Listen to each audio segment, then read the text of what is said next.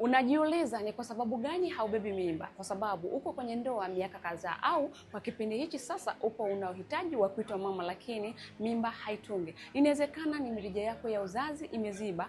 Inawezekana unajua, au kuna baadhi yao wanakopo hawajui kama mirija yao ya uzazi imeziba. Dalili ambazo zinaonyesha kwamba mirija yako ya uzazi imeziba ni kupata maumivu upande mmoja, yani baada ya kumaliza hedhi, zile siku 3 baada ya kumaliza hedhi unapata maumivu makali ya utumbo upande mmoja, au kabla ya kupata hedhi unajikuta unapata maumivu ya tumbo upande mmoja. Hii ni dalili ambayo inaashiria kwa mirija yako ya uzazi imeziba. Lakini sababu ambayo inasababisha mirija yako ya uzazi kuziba ni kukaa na maambukizi kwenye via vyako vya uzazi kwa muda mrefu, kama vile PID ama fangasi kwa muda mrefu bila kuitibia kwa haraka. Lakini pia kufanyiwa upasuaji. Inawezekana ulifanyiwa upasuaji wakati wa kujifungua, basi wakati unafanya upasuaji waligusa ile fallopian tube na ikajikuta ikawa na makovu, na hapo sasa ndio unapata hiyo changamoto. Lakini pia ukuaji wa tissue za endometriosis katika mji wa uzazi unajikuta zinakuwa pakadi nje, basi zinasababisha mirija yako ya uzazi kuziba.